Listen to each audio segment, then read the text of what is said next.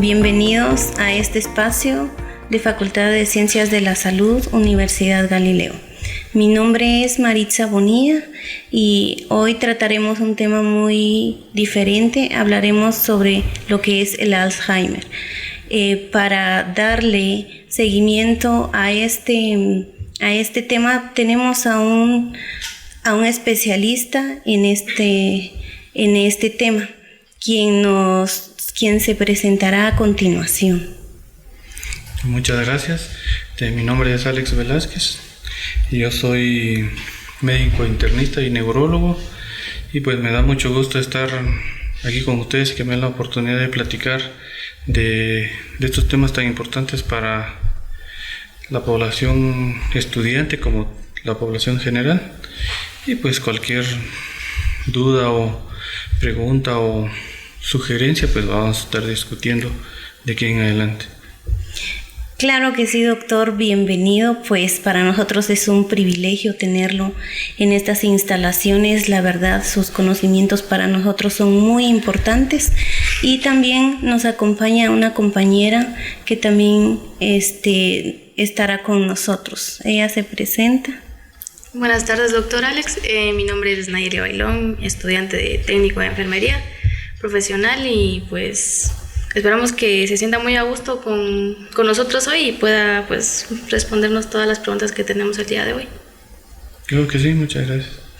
Pues para iniciar, fíjese, doctor, que nosotros hemos tenido una serie de preguntas, no solo por nuestros compañeros, sino también por diferentes ámbitos. Llegan muchas personas y preguntan sobre qué es el Alzheimer. Quisiera saber si nos podría definir lo que es el Alzheimer. Bueno, pues mire, la enfermedad de Alzheimer pues es una enfermedad que se podría decir que es algo reciente, pero ya lleva más de 100 años en desarrollo y que se ha estado controlando y tratando de dar tratamiento. Pero en sí es una enfermedad donde la persona que la padece empieza a tener problemas de memoria, problemas de pensamiento y problemas de comportamiento. Entonces, pero tiene que ser una persona adulta, pues mayores de 65 años. Y entre más adulto es, pues más posibilidades hay de que cualquier persona desarrolle esta enfermedad. Entonces, así como una definición como resumida, digamos, es que la persona empieza a tener estas tres alteraciones: pensamientos diferentes, comportamiento diferente y problemas de memoria. Y otra de las preguntas que nos han hecho es ¿cuáles serían las principales causas del Alzheimer? Pues entre las causas que se han encontrado, digamos, una causa directa no se ha podido encontrar.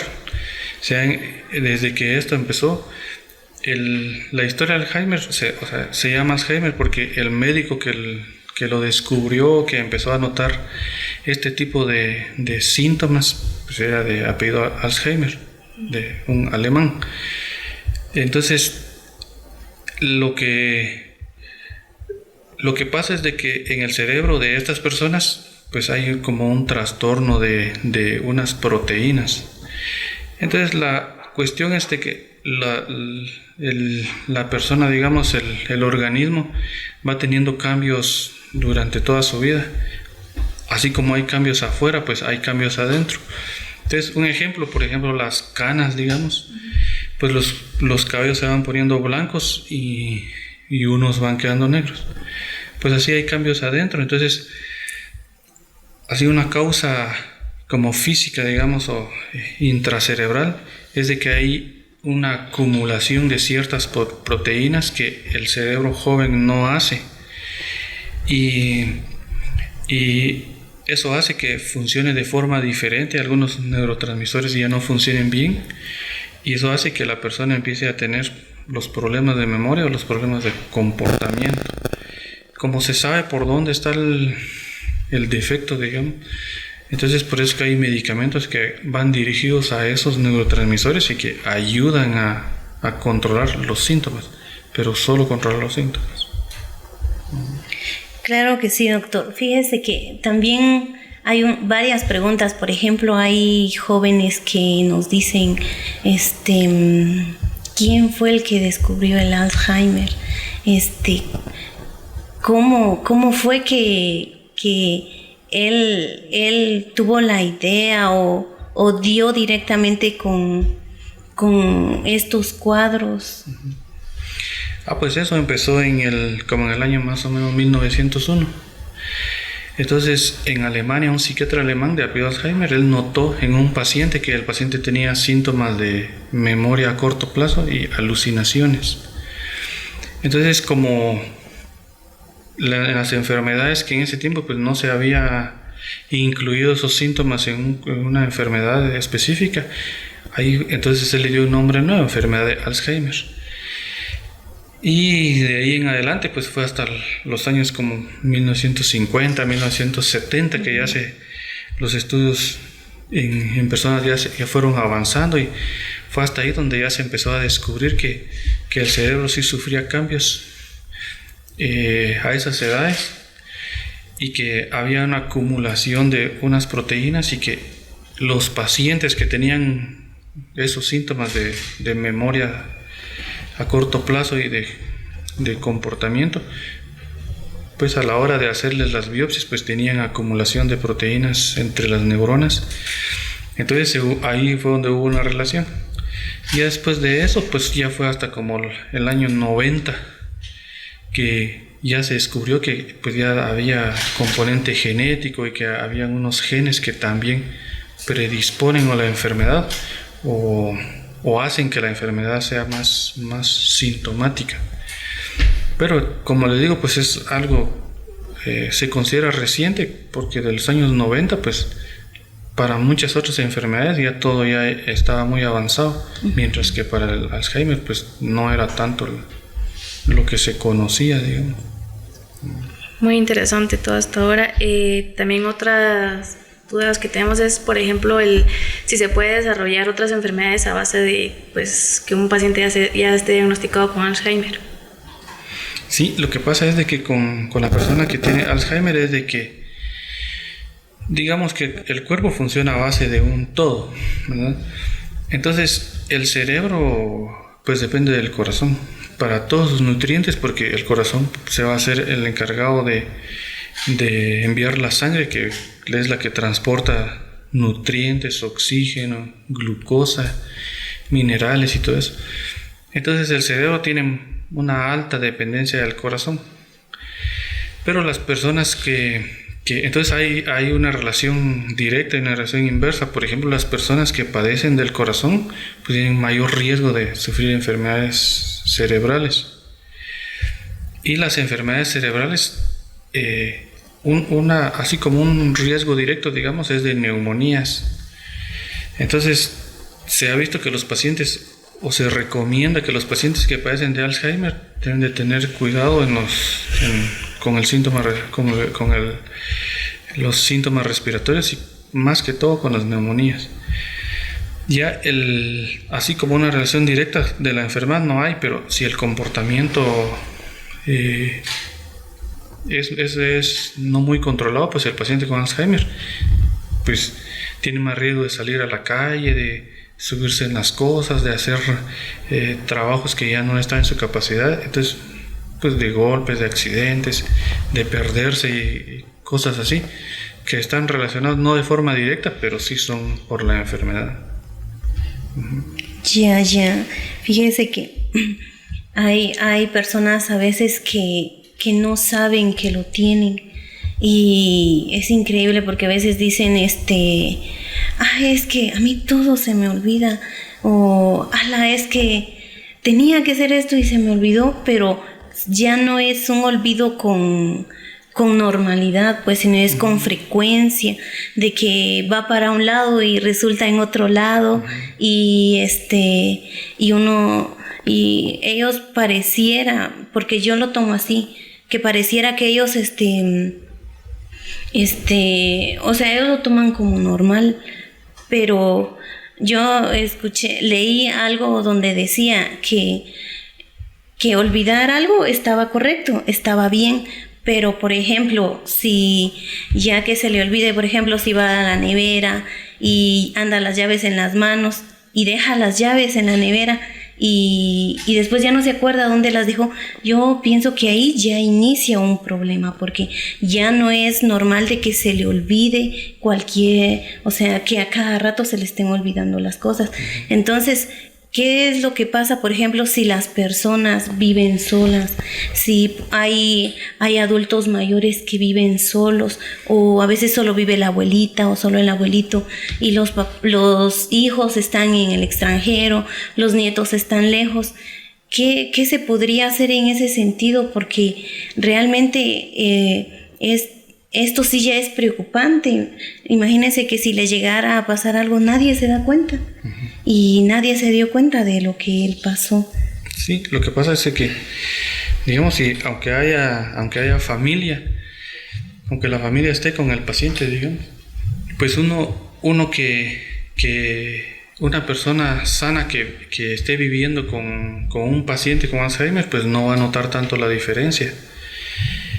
Es como cualquier cambio que uno ve en la vida normal, digamos, como cuando están haciendo una construcción, digamos, ¿verdad? Como uno mira diario cómo van avanzando, pues uno no mira los cambios.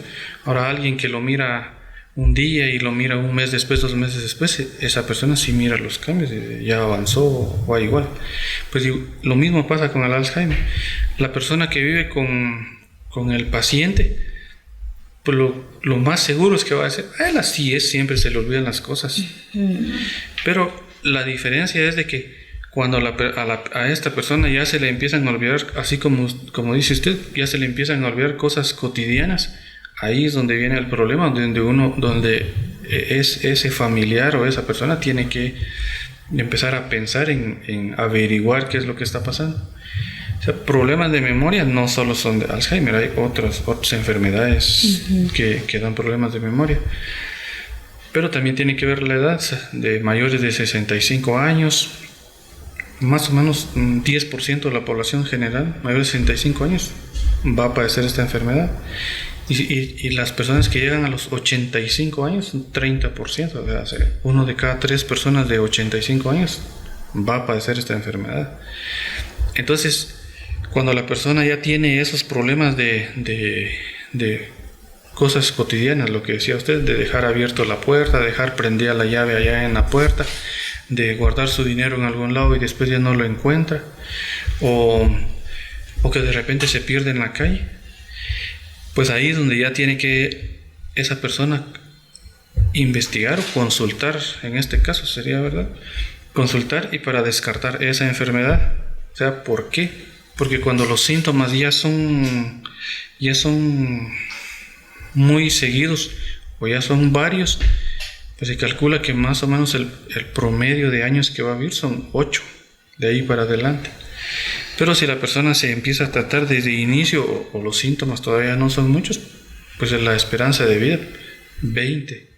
Entonces si la persona empieza a los 65, a los 68, ya se detecta que es la enfermedad, pues tiene esperanza de por lo menos llegar a 85, 80 años. Esa es la diferencia, pero como le digo, los síntomas sí son muy sutiles al principio y sí cuestan porque uno se va acostumbrando a esos síntomas.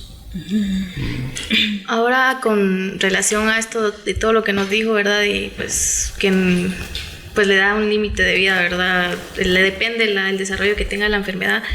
Nosotros queríamos saber qué exámenes, porque nos dice que después de eso hay que consultar a un profesional, ¿verdad? Uh-huh. Entonces, ustedes como médicos, ¿cuáles son los exámenes que le realizan al paciente para saber qué tan avanzado está el Alzheimer, si está en etapa inicial o ya en una etapa avanzada? ¿Cuáles serían estos exámenes que se le realizan? Como problema de la memoria, pues hay muchos. Entonces, cuando un paciente empieza con síntomas por primera vez, los exámenes son generalizados de función de riñón, de corazón, de pulmones, de si es diabético, descartar que tenga enfermedad de la tiroides, fumador, alcoholismo, sedentarismo, que tenga sobrepeso. O sea, todas esas complicaciones que no parecen enfermedades, por ejemplo el sedentarismo, el sobrepeso, pues no parece una enfermedad. Todas esas también se controlan, entonces se buscan. Hay que hacer exámenes más si hay familiares diabéticos, descartar que no esté empezando con diabetes. Entonces primero va lo general, enfermedades de todos los órganos. Después, entonces ya van una resonancia magnética cerebral y hace una enfermedad importante que se me había olvidado, es problemas del sueño, el paciente que no duerme bien.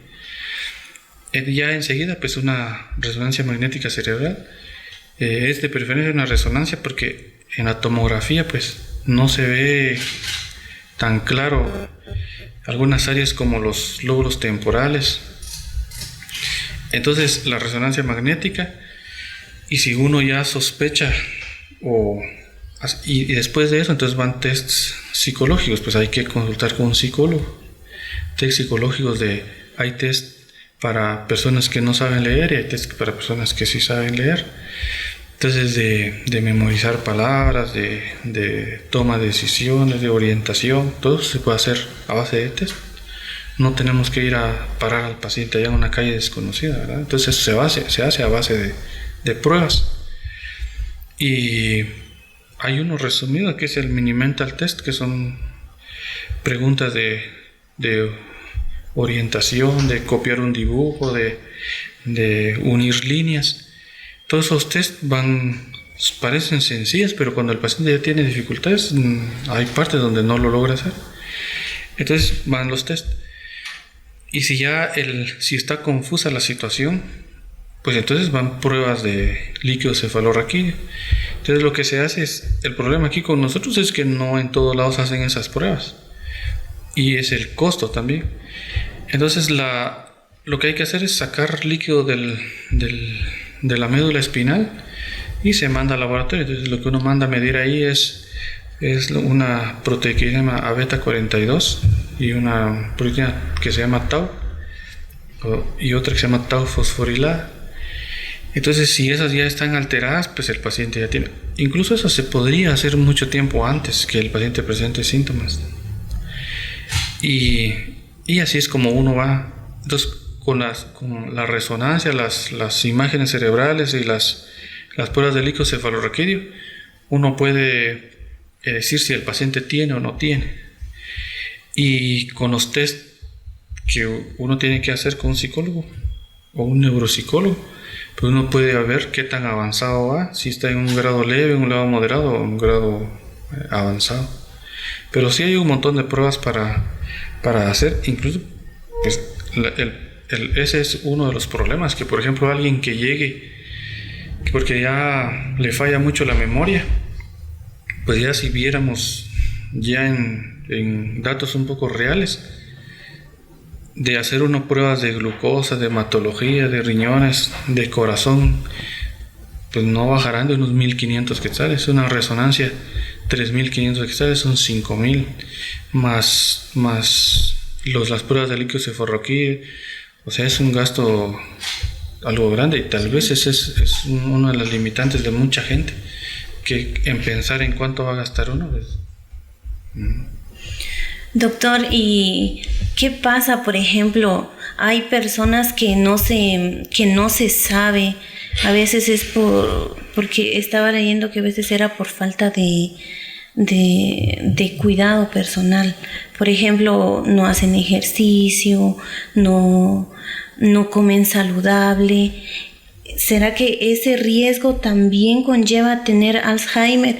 Una y otra. Por ejemplo, yo estaba leyendo donde decía, no sé si es oficial esta página, pero decía de que también a veces le daba a las personas más activas. Entonces, estas hipótesis, ¿cuál de estas es ciertas? Sí, digamos que la forma las recomendaciones que se da para una persona que ya está teniendo síntomas, pues uno, estar activo socialmente.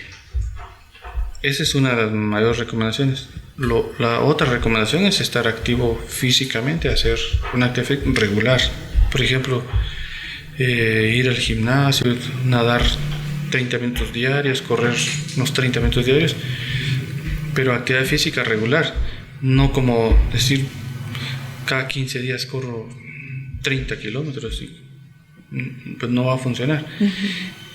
Y alimentación saludable, o sea, estas tres cosas están entre los factores que ayudan tanto como a prevenir como para el que ya padece la enfermedad, para evitar la progresión rápida de la enfermedad. Sí tiene mucho que ver. Igual pasa con las enfermedades, igual pasa con un diabético, por ejemplo. O sea, el diabético, el rango de glucosa que tiran los laboratorios de 70 a 110. Entonces ahí en el examen no dice que es para no diabéticos. O sea, el rango es de 70 para 110, sea que la persona es diabético o no es diabético. Porque si no es diabético, pues el medicamento lo tiene que tener entre 70 y 110. Y si no está ahí, pues no está funcionando el tratamiento. Entonces, tanto como esas enfermedades como cualquier otra, deben estar controladas, y porque ya es una forma de prevención, pues porque nos puede quitar la diabetes, ¿verdad? Ya. También con relación a esto, obviamente, estamos, por ejemplo, en la Alzheimer, dicen, o bueno, por ejemplo, en una página también me informé en eso, ¿verdad? Al igual no sé si sea oficial, si sea verdadera la información, pero suponen que, digamos, el Alzheimer es hereditario. Entonces, ¿qué tan cierto es esto? Y si sí es cierto, ¿hasta qué generaciones llega pues esto de que sea hereditario? Porque sí he visto como que tienen eso de que es que mi abuela sufrió de pues Alzheimer, o mi bisabuela, entonces supuestamente que las 2 generaciones después pues le toca a uno, ¿verdad? Entonces, ¿qué tan cierto es eso? Porque hay mucha familia o muchas personas que le tienen miedo a eso, ¿verdad? Al olvidar, a sufrir de eso. Entonces, ¿qué tan cierto será? Sí, hay componente genético en esta enfermedad. Digamos, hay un gen que se llama ApoE. Entonces, hay personas que heredan el gen que lleva la enfermedad, digamos, ¿verdad?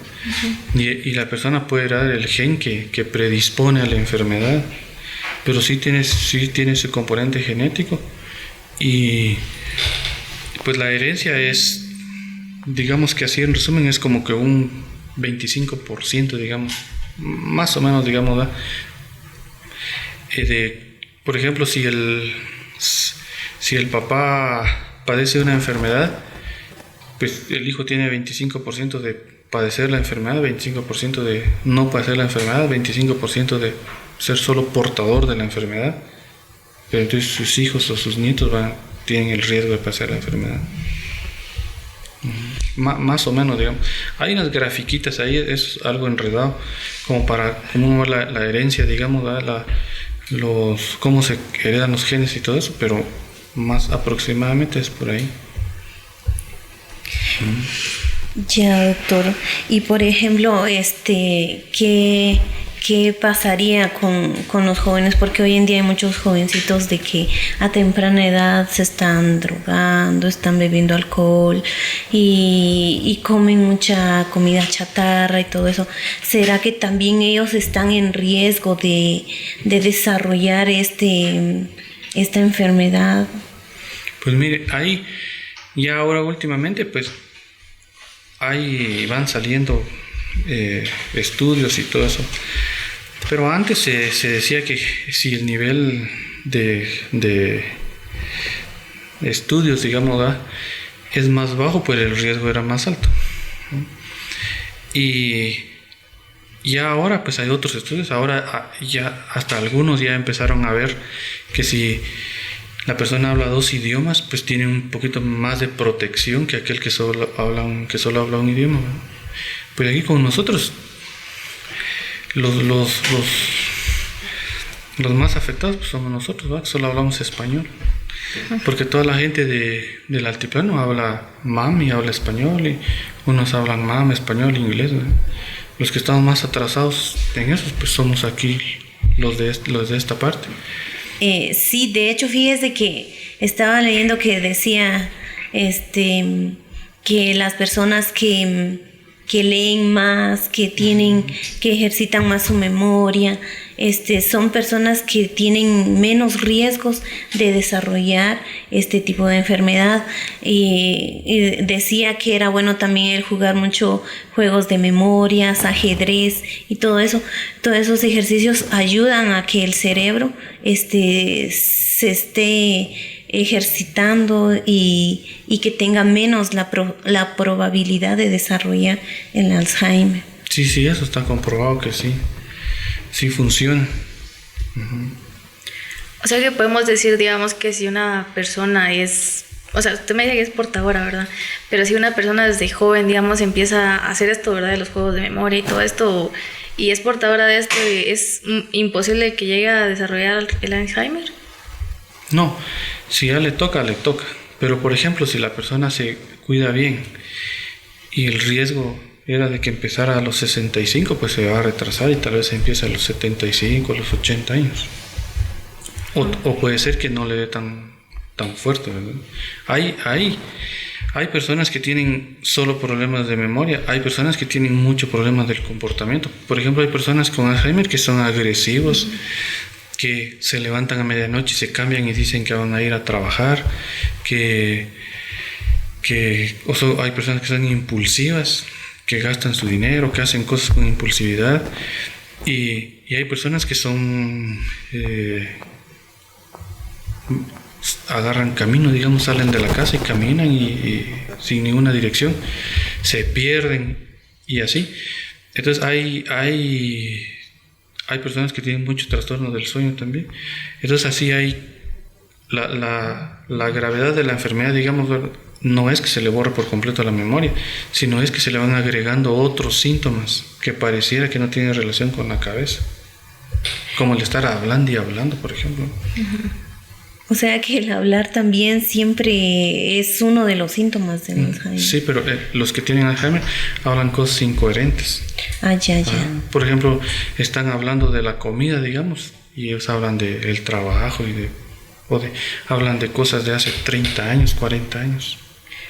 Sí, de hecho conozco muchas personas de que ya están grandes y hablan mucho de su niñez, de su adolescencia, de cuando se casaron, de lo que pasaron, pero o sea, yo miro que lo cuentan, o sea, está bien que lo cuenten, pero que se lo repitan más de varias, 3, 4 veces, cada vez que lo miran a uno se lo cuentan, eso como que ya no es tan normal, ¿verdad? De que ellos estén recordando eso, porque entonces prácticamente ellos están corriendo el riesgo, porque yo, mire, le voy a ser franca, conocí a una persona y la conozco, siempre que la veo me habla de lo que ha pasado y yo lo entiendo, la escucho y todo, pero fíjese que una vez le dije, mire, mejor olvidemos el pasado, porque yo siento que eso le hace daño,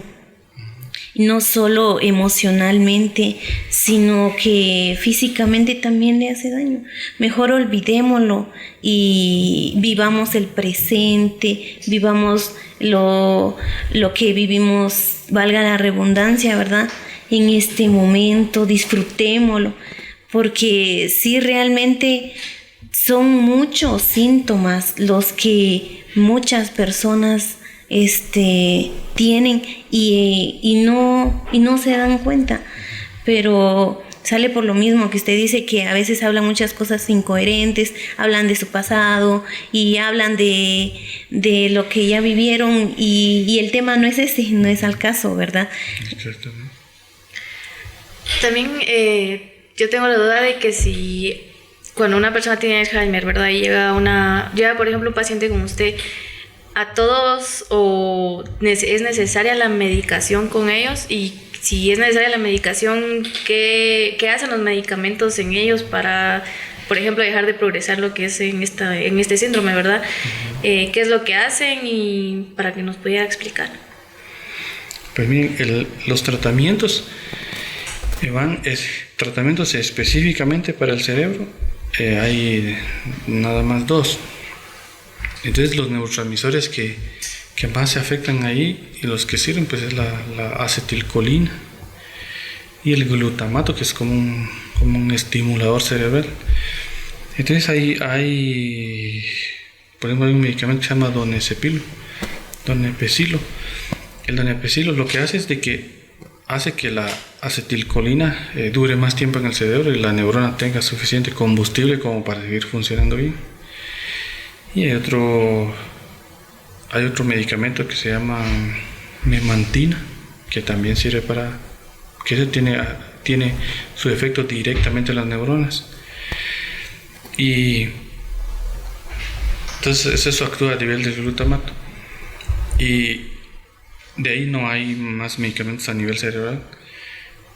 Y entonces va uno a lo demás. Por ejemplo, si el paciente tiene o la paciente tiene problemas del sueño, pues hay que darle medicamentos para que duerma. Si hay problemas de presión alta, de glucosa alta, pues hay que controlar todo lo demás. Pero como decía, en el caso de medicamentos específicamente para el cerebro, o sea, hay otros como hermanos del donepezilo, por ejemplo, la rivastigmina. Son como 3 o 4 medicamentos, todos hacen lo mismo, entonces uno usa o uno u otro. Por ejemplo, los pacientes que no pueden tomar tabletas, hay parches y se le pone el parche en la espalda y el paciente no sabe que lleva su parchecito ahí y el medicamento ahí. Entonces de esa familia hay varios, y de los que actúan a nivel del glutamato, pues solo está la memantina, y prácticamente no hay muchos. Y por ejemplo, doctor, ¿cuál sería la parte más difícil para la familia al saber que su familiar ya fue diagnosticado? Sí, la parte más difícil es saber que esto es progresivo, o sea, no va a parar ahí. Incluso con tratamiento, pues el paciente vive mejor, pero no se le va a quitar la enfermedad. O sea, el tratamiento es sintomático, solo de los síntomas. Ese es lo más difícil para el familiar. Saber que el tratamiento es sintomático y que la enfermedad no tiene cura, es lo más difícil. La otra parte difícil es el cuidado, porque, por ejemplo, si el paciente tiene trastornos del sueño, también el cuidador va a tener que estar despertando y moviéndolo y levantándolo. Entonces es un trabajo duro cuidar a un paciente. Y si esos pacientes pues ya llegan a ser muy dependientes, que es como la etapa más grave, el problema más grande es lo físico: alimentarlo, cuidarlo, asearlo y llevarlo de un lado para otro, que no es fácil. No es fácil. Por ejemplo, a una mujer le costaría mucho pues mover a un paciente que pese 125 libras, 150 libras, eso es difícil. Si hablamos, digamos, de una persona que está en una etapa inicial del Alzheimer y es detectada a tiempo, por decirlo así, ¿tendría la oportunidad de, por ejemplo, recuperarse al 100%, o sea, de dejar de estar en esa etapa inicial a estar en la normalidad, o es imposible? No, ya no. Cuando ya hay atrofia cerebral es porque ya se han perdido, o sea, las células las neuronas sí, son del mismo tamaño siempre. Uh-huh. Entonces, por ejemplo, si los lóbulos temporales que están a los lados ya se ve que están delgados en la resonancia magnética, es porque ya se perdieron muchas fibras ahí. No es de que los neuronas se pusieron delgadas y van a ponerse otra vez de tamaño normal, no, sino ya se perdieron unas y quedan pocas. Por eso se mira que el cerebro se está poniendo delgado. Entonces no hay forma de volver a regenerar las neuronas perdidas, sino van a seguir funcionando las que están funcionando. Ajá. ¿Y qué pasa, doctor, con estas personas que tienen miedo a desarrollar, que saben que, por ejemplo, su papá lo tuvo, tienen miedo a olvidar, tienen miedo a ya no recordar a su familia? ¿Qué se puede hacer con ellos? Una pregunta. Y otra sería, enfermería, ¿cómo actuaría ahí? Pues cuando hay, pues digamos, la prevención es para todo. Entonces, pero en el caso del Alzheimer, por ejemplo, si uno tiene un familiar que ha padecido, pues uno empieza desde los factores predisponentes, ¿no? De mantener un peso ideal, hacer actividad física, comer bien, digamos, frutas y verduras, es comer bien, dormir bien y mantenerse activo en actividades sociales, deportivas y también así de memoria, escribir, leer, aunque uno lea pura literatura, no importa, la cosa es hacer algo, o juegos como los que ustedes decían, pues sopa de letras, ajedrez y todo eso.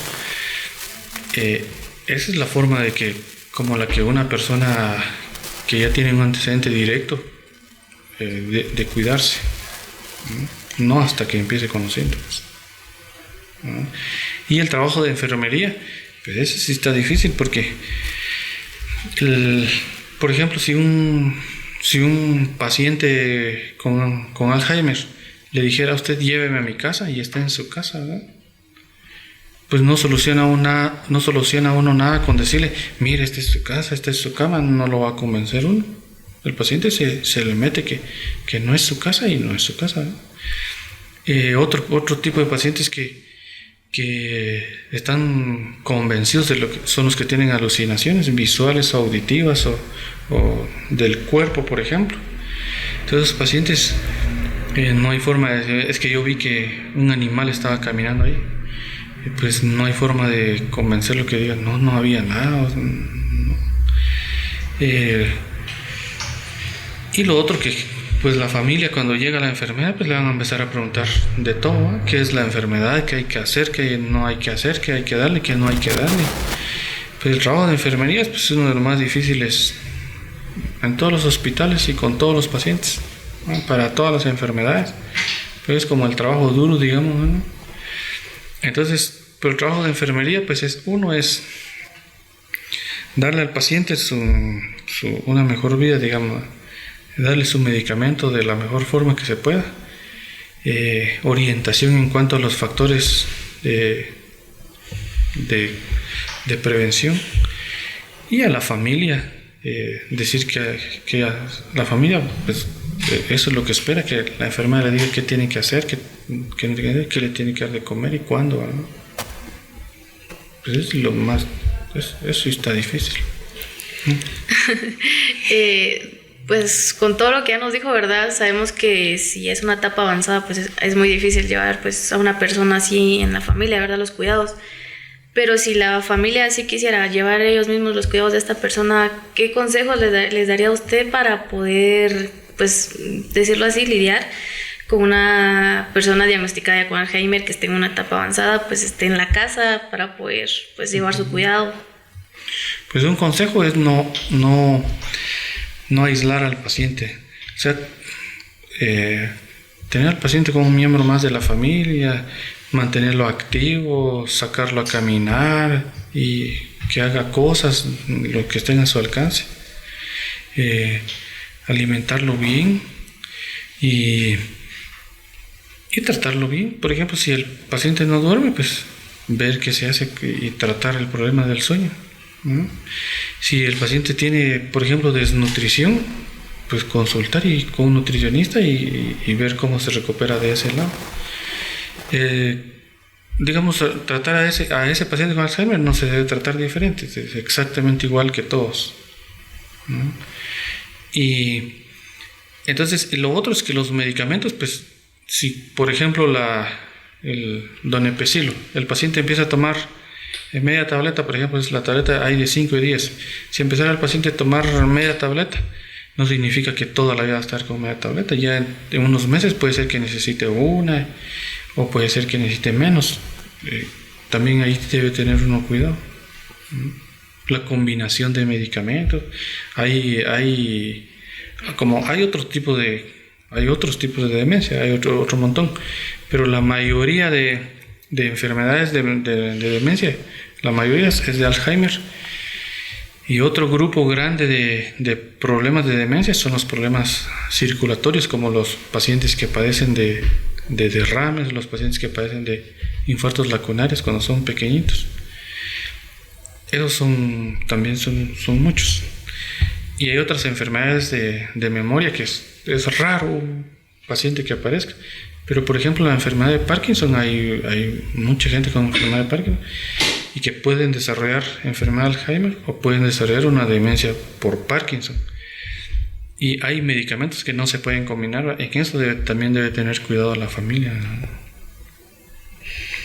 Doctor, y usted como médico, ¿cuál es la fase más difícil del paciente? Bien, el problema aquí con nosotros, que es en todos los latinos, es de que aquí pues uno no consulta por prevención. Aquí aunque uno tenga un familiar diabético, un tío, un abuelito o alguien de la familia, uno nunca se va a hacer medidas de glucosa, por ejemplo, que es común la diabetes. Igual pasa con la enfermedad de Alzheimer.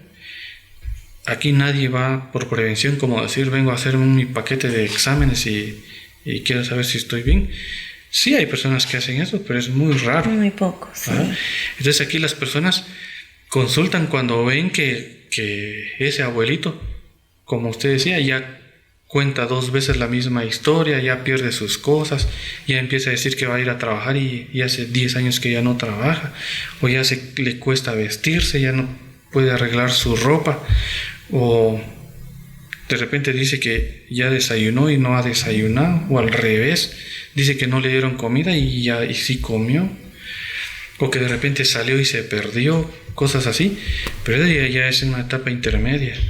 Y en la etapa avanzada es cuando el paciente ya necesita casi ayuda para todo, pero la mayoría de pacientes aquí en nuestro medio pues consultan cuando ya van en la etapa intermedia, ya se les nota que le falla la memoria. O sea que podemos decir que, por ejemplo, nosotros así jóvenes podemos ir a un centro de salud, ¿verdad? A un centro hospitalario, a decir, sí, pues, o sea, podemos averiguar el hecho de que podamos ser portadores o portadoras de Alzheimer. Tenemos esa oportunidad. Obviamente creo que esto en el Hospital Nacional no lo realizan, siento que es en un área privada, ¿verdad? Pero entonces sí tenemos esa oportunidad de decir que podemos ir a averiguar si somos pues portadores del Alzheimer. Lo que pasa es que es caro. Por ejemplo, alguien que tenga 50 años, digamos, pero alguien que tenga 30 años, pues no, pero alguien que tenga 50, 60 años y llega, ¿verdad? Y bueno, dijera, quiero saber si me puede dar o no me puede dar, pues hay que hacerle una resonancia. Podría uno sacarle el líquido cefalorraquídeo y mandar a estudiar la alfa beta 42 y la proteína tau. Sí se puede hacer. Y entonces cuando hay variaciones en esas, pues uno dice, este paciente está propenso a desarrollar la enfermedad. La cuestión es, como usted dice, pues que no puede ir uno al Hospital Nacional a decir, mire, quiero que me hagan, si tiene que ser por lo privado. Pero el problema aquí con nosotros es los costos, que por ejemplo aquí en San Marcos no hay resonancia magnética, hay tomografía, pues hay que ir a Shell, hay que ir a Guate a hacer los exámenes. Igual en el IX tiene que haber un diagnóstico, no puede llegar uno solo por prevención. Entonces me imagino que a lo que vamos es que también hay personas, como dice, estos exámenes son muy caros, ¿verdad? Entonces, por ejemplo, una persona mayor, ¿verdad? Viene y su hijo y le dice, mira, te voy a hacer pues tus exámenes, ¿verdad? Y todo, o sea, y es diagnosticada. Sí. Pero personas que son de bajos recursos no pueden darse ese lujo, ¿verdad? Entonces podemos decir que hay personas que sí lo tienen, pero que no han ido a un doctor pues a diagnosticarse como se debe. Sí, eso es lo que más pasa.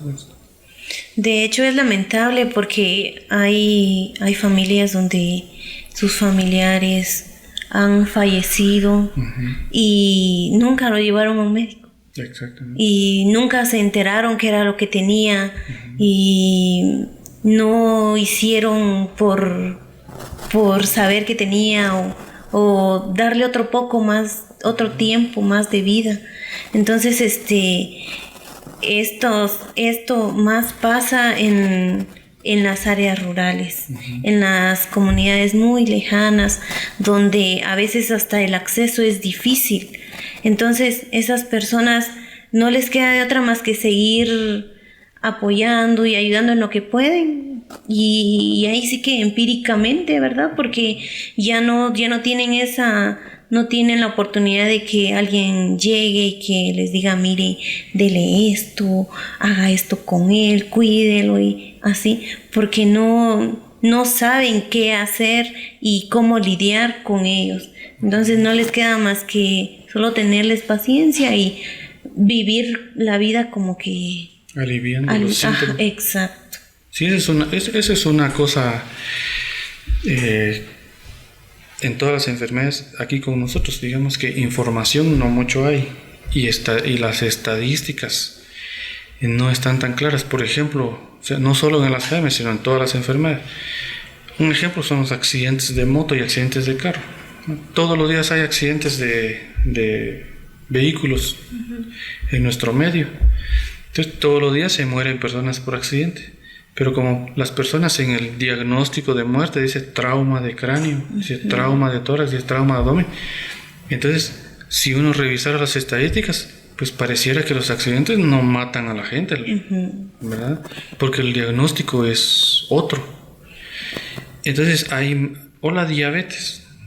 De lo que más muere la gente es de diabetes, solo que el diabético muere de un infarto cerebral, de una hemorragia cerebral, de un infarto cardíaco, o de un miembro letal, por ejemplo, cuando tiene una herida en el pie.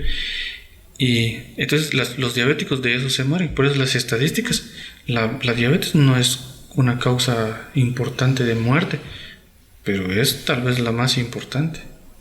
Exacto. Pero nuestras estadísticas están mal publicadas, digamos, ¿verdad? Porque sí, registros sí hay, pero están mal publicadas y por eso es de que pues eso no asusta a nadie. Eso sí es cierto. Seguimos en el área, así digamos, familiar. Mi pregunta es sobre, por ejemplo, en varias familias el hecho de tener, digamos, a un paciente con Alzheimer en etapa avanzada, a veces lo que carecen de mucho es la paciencia, porque sabemos que se le olvida todo, a veces hasta el hecho de llevarlos al baño, ¿verdad? Ajá. Entonces, yo quisiera saber si ese trato o la falta de paciencia que tienen algunas personas hacia una persona ya diagnosticada con este síndrome les llega a afectar más, ya sea psicológicamente, porque sabemos que pues, los malos tratos a una persona que es joven, pues así como que se le queda grabado, ¿verdad? Uh-huh. Sí sabemos que pues a esta persona se le llegan a olvidar parcialmente las cosas, pero yo quisiera saber si este maltrato que le dan, por ejemplo, sus hijos, ¿verdad? Porque pues con más frecuencia es que los hijos cuidan a los papás, ¿verdad? Uh-huh. Entonces yo quisiera saber si esto le afecta a esta persona diagnosticada con Alzheimer, el maltrato, la poca paciencia que tienen para cuidarlo. Sí, los pacientes con Alzheimer son de los que es común que el paciente de Alzheimer sufra de ansiedad y depresión, porque el paciente pues nota que ya es incapaz de hacer muchas cosas, que ya no puede salir y todo. Sí, el paciente con Alzheimer tiene muchas complicaciones afuera de la enfermedad, incluso y otras complicaciones que no muchos se toman en cuenta. Por ejemplo, si uno tiene al paciente acostado ahí todo el día o personas que le dan medicamentos para que el paciente esté un poquito más sedado, digamos, ¿verdad? Pues úlceras en sacras, úlceras en los tobillos, úlceras en los codos, en la espalda, que es otra cosa muy lejana, pero la causa sigue siendo la misma, ¿no? Como dice usted, de no darle un buen trato al paciente. No es que el paciente que porque no tenga memoria buena se va a lastimar de los codos, ¿no? Sino eso ya diríamos que es una complicación al mal cuidado, digamos, ¿verdad? Sí, esos pacientes tienen mucho que ver el área emocional en esos pacientes. Por ejemplo, también yo siento que para este tipo de síndrome, por ejemplo, como me dices, hay 2 medicamentos nada más para lo que es el cerebro, ¿verdad? Yo quisiera también así como que estuviera prohibida lo que es la automedicación con este síndrome, porque sabemos que existe mucho la automedicación, ya sea con la gripe o con cosas pequeñas, pero por lo mismo que va a que mantienen acostado al paciente, ¿verdad? Y tal vez de la poca paciencia que tienen, hasta le dan pastillas pues para dormir. Entonces, yo pienso, ¿verdad?, que estaría bien, o sea, prohibir la automedicación en todo aspecto, ¿verdad? Porque pues sea pequeña o grande la enfermedad, sí llega a afectar a largo plazo pues al paciente que tiene este síndrome, si hablamos específicamente del Alzheimer. Sí, no, sí. O sea, eso ya existe la norma que, por ejemplo, los medicamentos como el clonazepam, el alprazolam, esos medicamentos se deben de vender con receta y la receta tiene que quedar ahí donde compraron el medicamento. Pero pasa pues con lo que dice usted, que hay lugares donde saber cómo harán para conseguirlo y lo venden sin receta, ¿verdad? Y lo otro, que el paciente, hay pacientes que cuando van a comprar no quieren dejar la receta porque quieren volver a comprar con la misma receta otra vez después. Pero eso, o sea, la regla ya existe. Lo que pasa es que hay lugares donde no se puede controlar. Y nos vamos con otra que es en el área psicológica. Por ejemplo, obviamente, no sé, un ejemplo, ¿verdad? De que si yo tuviera a mi mamá, pues, como este síndrome, por ejemplo,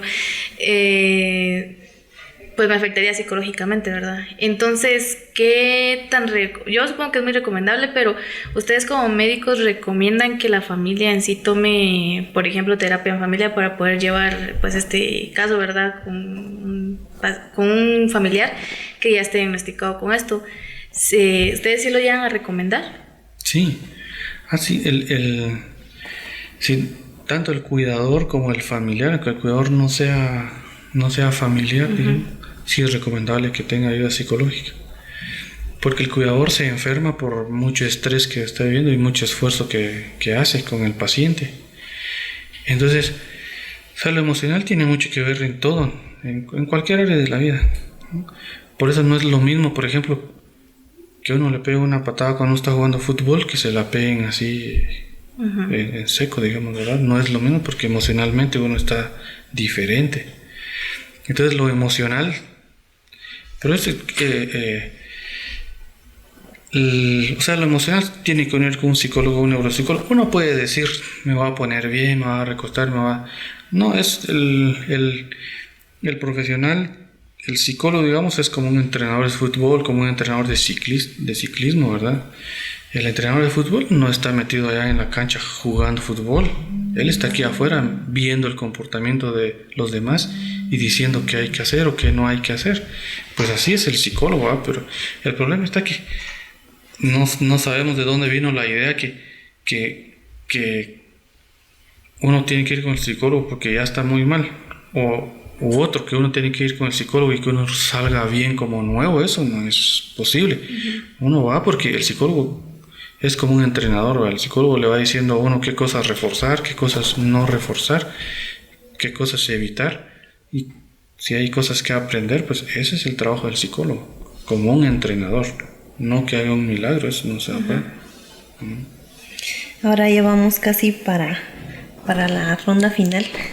Pues fíjese que nosotros queremos saber qué ayuda daría enfermería en las casas. Por ejemplo, hay muchas enfermeras que trabajan para el Ministerio de Salud Pública.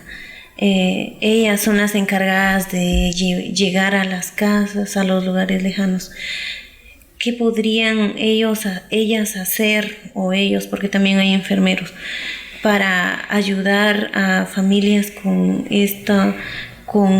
este tipo de problemas? Porque tienen a su familiar, y yo conocí una familia donde el abuelito ya estaba algo avanzado de edad, pero no tanto. Pero sí le afectó y nunca lo llevaron al médico, nunca pensaron de que él tenía este tipo de enfermedad. Y yo recuerdo que cuando escuchaba le gritaban, le hablaban muy fuerte. Y si yo me asustaba que era la vecina, ¿cuánto no el abuelito? ¿Verdad? Entonces, ¿cómo haría enfermería? aparte de concientizarles de que ya los hábitos que tiene el abuelito ya no son normales, sino que ya es un problema que él tiene? Bueno, en primer lugar, el paciente. Medicamentos, horario de medicamentos y todo lo demás, cuidados físicos. Es lo primero. No tener al paciente tirado ahí en la cama, aunque el paciente no se levante, pues uno tendría que sacarlo al sol. Y primero paciente, y después pues a lo relacionado con la familia, la alimentación, el sueño de día y las actividades diarias y el sueño por la noche. Y después pues la familia, ¿verdad? Explicarle a la familia que esta es una enfermedad degenerativa, podríamos decir, y que pues el paciente pues, no tiene ninguna culpa de tener esta enfermedad, o sea, y que le puede pasar a cualquiera, no se sabe a quién, y que el paciente pues aparte de que tiene, por ejemplo, problemas de memoria o de comportamiento, pues también puede estar con depresión, puede estar con ansiedad, con impulsividad, que es parte de la enfermedad. Pero todo eso lo tiene que saber la familia, ¿verdad? Porque el paciente pues no va a comprender eso. En sí sería de educar a la familia, ¿verdad? De decirles, mire, él tiene esto, o por si ya lo llevaron al médico, el médico ya los orientó. Entonces, ¿qué haría enfermería? Ir a seguirlos educando, a reforzar, a decirles téngale paciencia, le recordamos su medicamento a la hora, le recordamos que su alimentación tiene que ser saludable y si puede, pues que se entretenga haciendo algo, porque hay abuelitos que ellos no están quietos, les gusta estar trabajando. Entonces, cosas que no les pueda lastimar, por ejemplo, barrer o a veces se ponen a pintar, eso les ayuda a lidiar un poco con lo que ellos sienten, porque como lo dice usted, la depresión es parte de.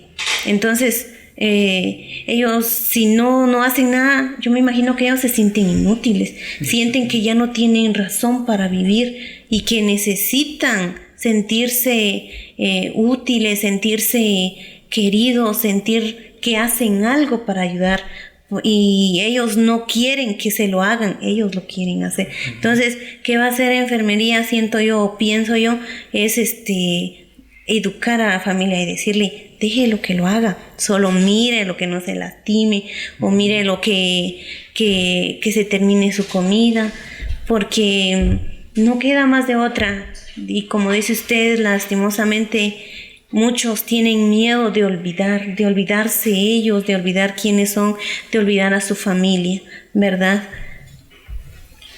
Ahora, pues yo tengo una experiencia propia, ¿verdad? De parte de mi familia, es que, por ejemplo, mi bisabuela tuvo Alzheimer y hablábamos sobre esto, ¿verdad? De que puede ser hereditario, ¿verdad?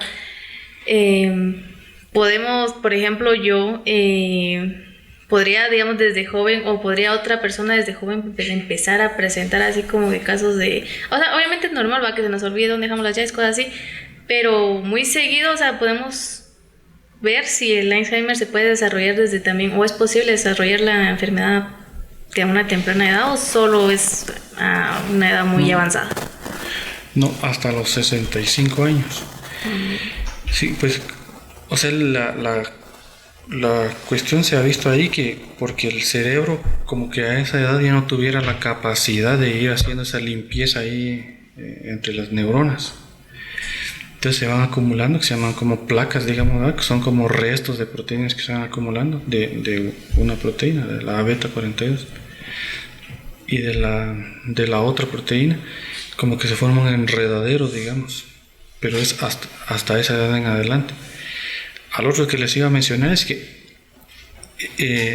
uno debe de investigar otras enfermedades porque esas proteínas no solo se alteran por el Alzheimer, porque eso puede pasar, así como dice usted, porque por ejemplo un trauma de cráneo, un derrame cerebral o alguien que ha dejado de respirar, o sea, hay otro montón de cosas como por ejemplo las enfermedades que afectan la circulación, esas enfermedades también pueden aumentar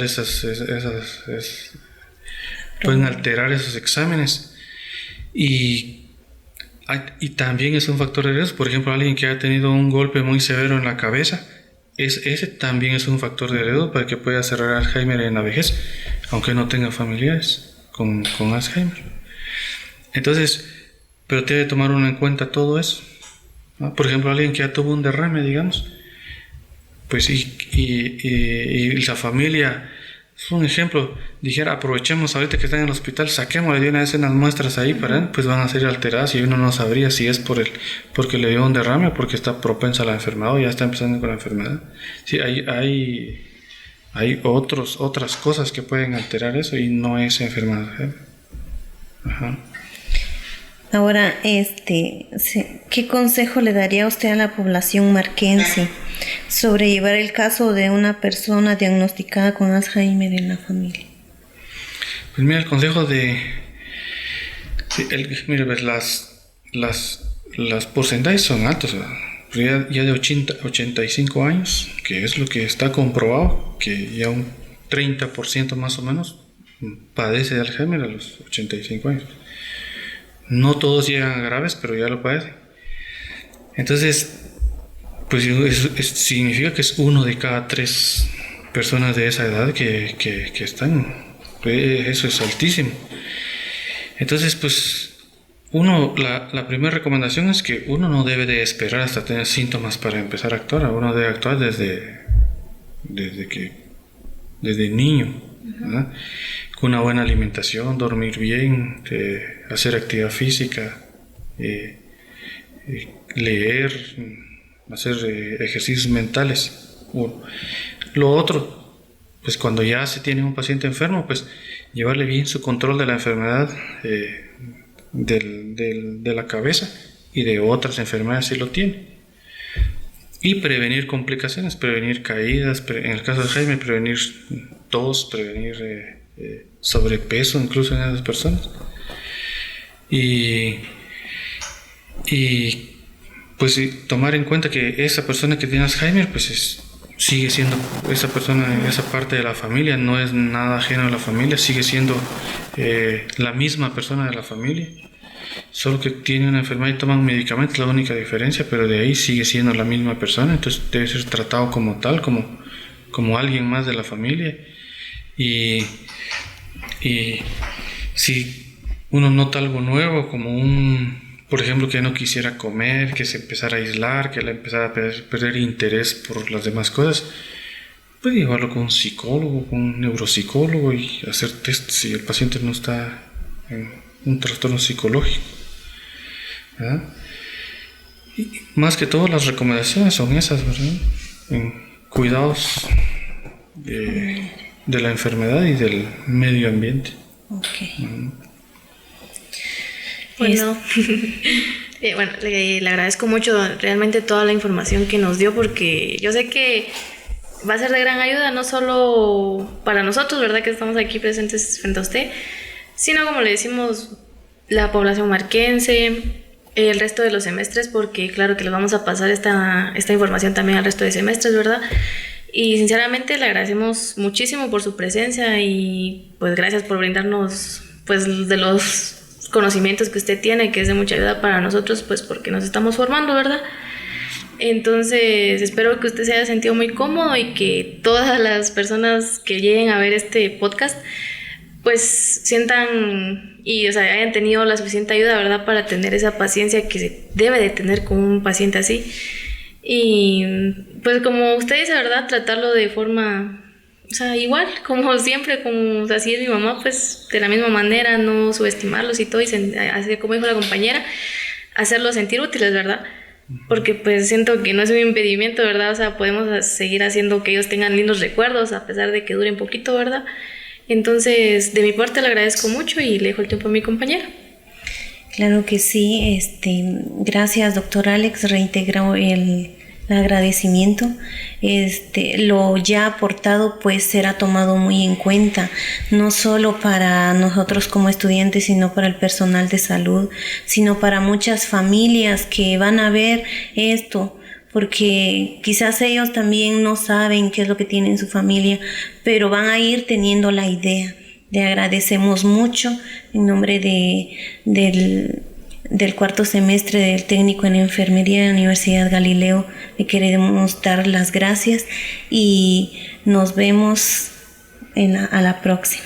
Bueno, pues muchas gracias a ustedes y cualquier cosa ahí estamos, no tengan ninguna pena en contarnos, ¿verdad? Y pues si yo nos puedo ayudar, pues si algún día no los puedo ayudar, pues los orientaré a algún compañero, algún amigo que pueda hacerlo, ¿verdad? Pero la idea de el conocimiento pues es todo lo contrario del dinero, ¿verdad? El dinero si se reparte se hace poquito, ¿verdad? En cambio el conocimiento si se comparte pues se multiplica. Exacto. Entonces pues hay que hacer actividad, más hay que aprovechar los audiovisuales, ¿verdad? Que la gente, todos llevan su teléfono ahora y en cualquier momento pueden ver la información ahí. Pues también hay que saturar eso de información útil, ¿verdad? Y bueno, muchas gracias. A usted, doctor, muchas gracias. Muchas gracias y feliz tarde.